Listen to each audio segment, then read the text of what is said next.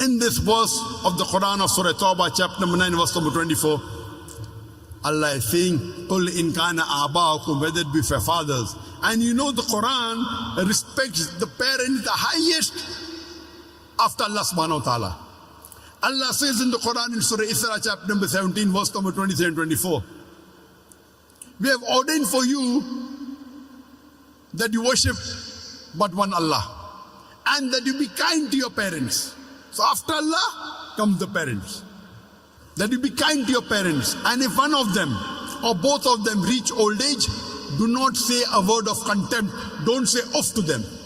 That means one or both of your parents reach old age, whatever they say, you cannot retaliate. You can't even say off to them.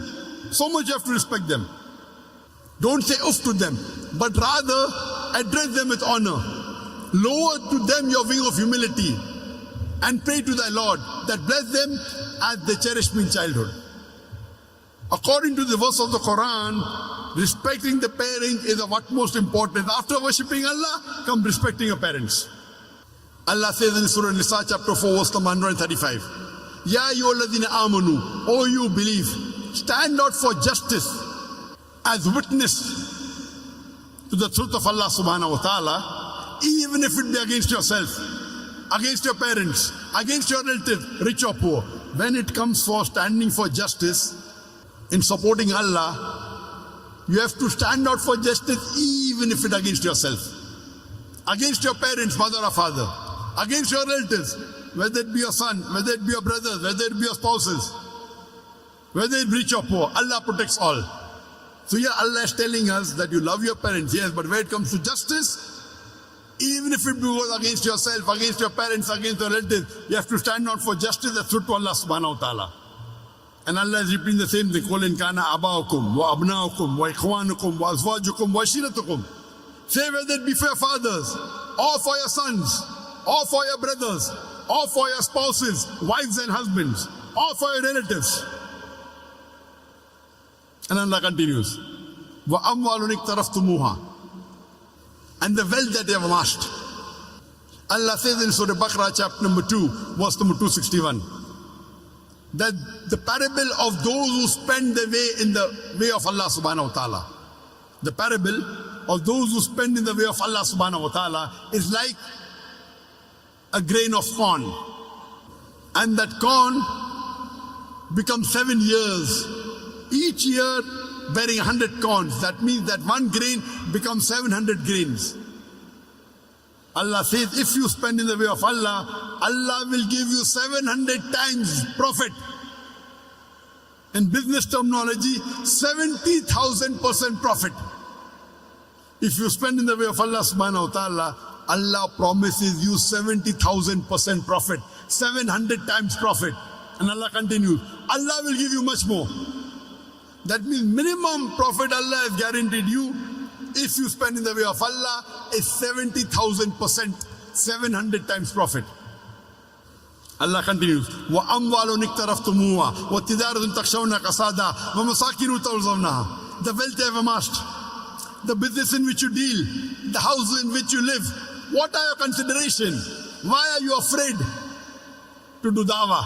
Why are you afraid to go for jihad in the way of Allah subhanahu wa ta'ala? Striving in the way of Allah subhanahu wa ta'ala. Are you worried about your wealth? The business in which you deal? Okay, if I do dawah with a non-Muslim, maybe I will lose my business.